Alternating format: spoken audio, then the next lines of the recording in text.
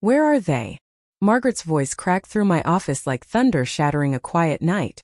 The sound jolted me. My pen slipped from my fingers and clattered to the floor. She stood in the doorway like a storm contained in heels, my ex-mother-in-law. Every inch of her was controlled fury, her manicured nails biting into the manila envelope she clutched like a blade.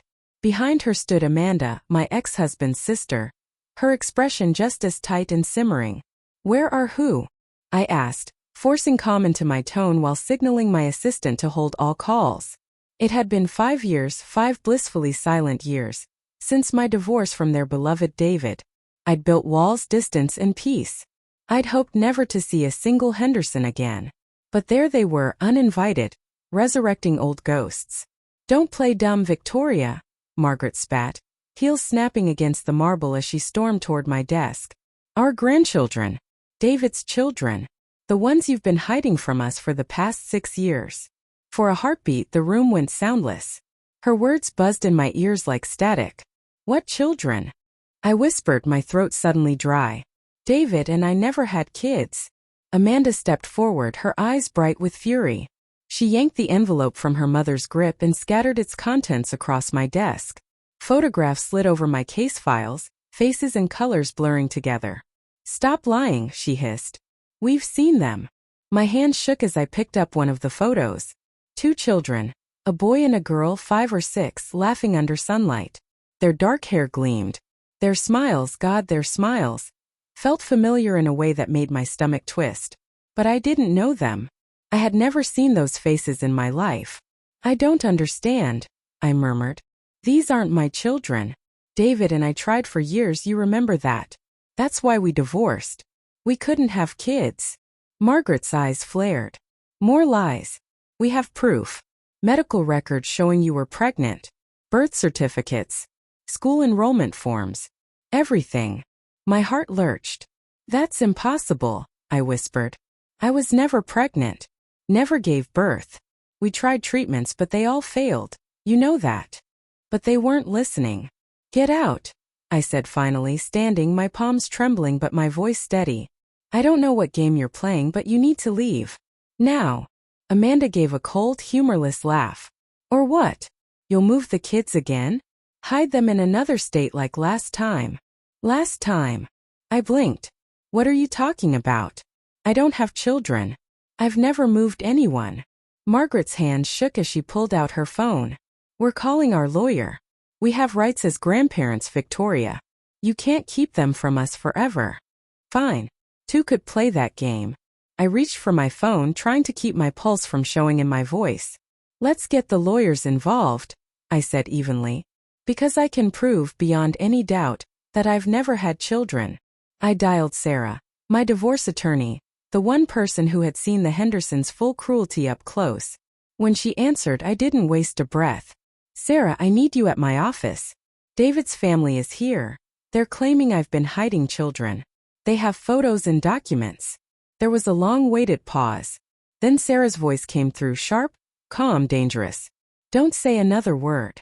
I'll be there in 15 minutes. Don't let them leave. Before I could respond, my assistant Jackie poked her head in, eyes wide with panic. Victoria, there's a man here asking about the children too. Says he's a private investigator, hired by Mr. Henderson. My stomach dropped. Of course. David. Send him in, I said, my voice like glass. Margaret smirked triumphantly, crossing her arms as the door opened. The man who entered looked uneasy from the start. Mid-40s tall. His suit rumpled as if he'd slept in it. Frank Moore. He introduced himself, glancing between us. Private investigator. He opened a folder thick with papers and photographs. More evidence, more lies. Then, to my shock, he turned not to me, but to Margaret and Amanda. Mrs. Reed, he began carefully, has been living under multiple aliases. The air in the room seemed to collapse around us. For the past 6 years, she had been moving these children from state to state, always managing to stay just ahead of Mr. Henderson's attempts to find them. That's a lie. I shouted, my voice sharp. I've lived in the same house for 8 years. I've worked at this firm for 10. Anyone can confirm that. Frank looked at me, his expression filled with something like regret. as he pulled out another stack of documents, school records, medical files, even birth certificates, all listing my name. Victoria Reed, mother of twins born 6 years ago. My knees wobbled. I clutched the edge of my desk, struggling for air. Memories of those years, dark, hazy, lost to heavy medication and depression, flitted through my mind. Could it be possible? Could I really have forgotten something so unimaginable? Before panic consumed me, Sarah stormed in, her presence slicing through the tension. "Everyone sit down," she commanded. Her voice left no room for argument. "Victoria, not another word. Mr. Moore, I want every document you brought. And I need the exact date you were hired and by whom." I sank into my chair, staring at the photos scattered before me. The children's faces smiled up at me like phantoms from a life I'd never lived. The boys' mischievous eyes, the girls' scrunched-up nose, so much like David's laughter, but they couldn't be mine. The next morning I found myself across from Sarah in her office, the same pile of documents lying between us. She had spent all night scrutinizing them. "These are good," she said finally, holding one certificate up. "Really good. But they're forgeries." Relief poured through me as I exhaled. "So I'm not crazy," I whispered. "These aren't my children." Sarah leaned back. "No. Someone wanted everyone to believe they were.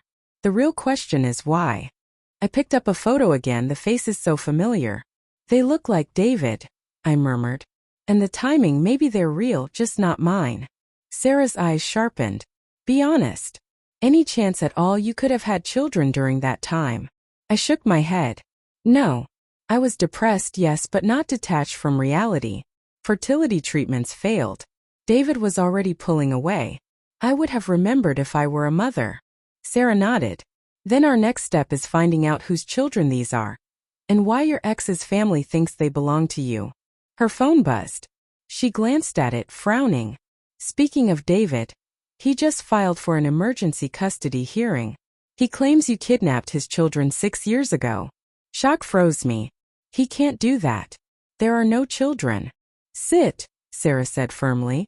"This is actually good. He'll have to answer questions under oath. We'll find out where these alleged children are." A thought struck me, cold and unsettling. What if he does have children somewhere? With someone else while we were still married? Sarah's eyes lit up. "That's actually possible." She typed quickly, then turned the screen toward me. "Meet Emily Carson," she said. "A pediatric nurse at County General. She started there 7 years ago. Right when you and David were in fertility treatments." I leaned in, stomach twisting. The photo showed a smiling woman with blonde hair, holding 2 dark-haired children, the same twins from the photos. "Emily filed a paternity suit against a local businessman 6 years ago," Sarah continued. "Case was sealed. Timing fits perfectly. David got her pregnant while you were trying to have children. And to cover it up, he told his family you were the mother." Sarah pointed to one of the forged birth certificates. "He made one mistake. He kept Emily's original names for the twins, James and Lai Carson. Not Henderson. Not Reed." She collected the papers. "The emergency hearing is tomorrow. It's time we bring Emily in to tell her side of the story." I stared down at the photo again. These were David's children, but not mine. His family had been fooled into thinking I was a monster who had stolen their grandchildren. "That's exactly what he wanted," Sarah said softly. "Much easier than admitting the truth." I straightened, squaring my shoulders. Let's see how they handle the truth now. As I left Sarah's office, my phone buzzed with a text from Margaret. "We're praying you do the right thing and bring our grandchildren home." I saved the message for tomorrow. They would learn what the right thing really was, and it wasn't what they expected. Looking again at Emily's photo, I felt a strange mix of relief, anger, and vindication. These children, who might have been mine in another life, were innocent in all of this. They deserved to know their family, their true story. And tomorrow, in one way or another, the truth would come out. I just hoped they were ready for it. The courtroom was packed the next morning. David sat at the plaintiff's table, wearing that same self-righteous expression I remembered all too well from our divorce. Margaret and Amanda were directly behind him, sending icy glares my way. I was positioned perfectly, just close enough to Emily Carson that when she entered with the twins, David's face went pale. "What is she doing here?" he hissed to his lawyer before anyone could respond. The judge entered and called the emergency hearing to order. David's lawyer jumped up immediately, launching into a fiery speech about a mother allegedly abducting children, grandparents' rights, and the importance of family reunification. Margaret dabbed at her eyes with a tissue, completely swept up in the performance. She had no idea what her perfect son had actually done. "When it's our turn," I said calmly, "I'd like to enter the true birth records into evidence." I presented the birth certificates of James and Lily Parson, along with their mother's paternity suit from 6 years ago. David's lawyer objected, but I was ready. "These children," I continued, "who Mr. Henderson claims were taken from him, are sitting right here with their real mother, Emily Carson. The only person who has stolen anything is Mr. Henderson. He has stolen the truth from his family and attempted to steal these children's identities." The judge reviewed the documents, then turned to David, whose confident facade was crumbling. "Mr. Henderson," the judge asked, "can you explain why there are 2 different birth certificates for these children?" "There must be some mistake," David stammered, panic creeping into his voice. Emily Carson spoke up from behind me, her tone strong and unwavering. "You can't hide the truth forever, David. These are my children, our children. The ones you denied, until it became convenient for you to claim them." Gasps rippled through Margaret and Amanda's guests. The judge called a brief recess to review the evidence, but the damage was done. I watched as David's carefully constructed image of control fell apart. In the hallway, Margaret approached me, her face ashen. "Victoria, we didn't know. He told us you had a breakdown, that you took the babies and ran." "Just like you believed him," I said quietly, "when he said our fertility treatments failed because of my stress. It was easier to believe that than to question your perfect son." Margaret opened her mouth, but Emily stepped forward with the twins. "Mrs. Henderson," she said softly, "I think it's time you met your grandchildren properly." This time, I slipped away while Margaret grappled with the reality of her son's actions. The anger that once burned in her eyes had softened, replaced by shame and regret. Meanwhile, the courtroom buzzed with tension. The judge's decision came quickly and firmly. David's emergency custody request was denied, and he now faced possible criminal charges for submitting falsified documents. An investigation into the forged birth certificates was ordered. I caught sight of him rushing past me afterward. "Was it worth it?" I asked quietly, referring to all the years of deception, the lies to hide an affair. He didn't stop, didn't look back. "You've always been perfect, haven't you?"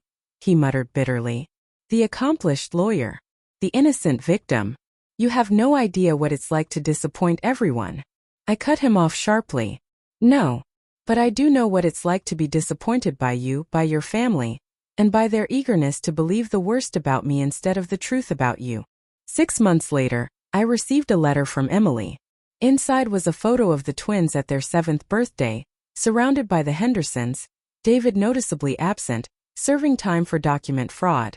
"They ask about you sometimes," she wrote. "I tell them, you're the brave woman who helped their grandparents find them. Maybe one day when they're older, they'll understand the full story." I pinned the photo on my office wall, right beside my law degree and a newspaper clipping of David's conviction. Not as a reminder of what I had lost, but of what I had gained. The truth, my reputation, and finally closure. Margaret still sends Christmas cards every year, some containing apologies for her blind faith in her son. I keep them tucked away, unopened. Some wounds take longer to heal than others. As for me, I sold my old house and moved to a new city, starting fresh. Here no one knew my past. My new office overlooks the sunrise, and every morning, I remind myself that sometimes losing what you think you want leads you exactly where you're meant to be. The children, who never truly belong to that web of lies, are happy, loved, and surrounded by family who finally knows the truth. And sometimes, on quiet evenings, I glance at their photo and smile, realizing that doing what was right meant letting go of the deception that had haunted all of us. And that was worth more than any courtroom victory.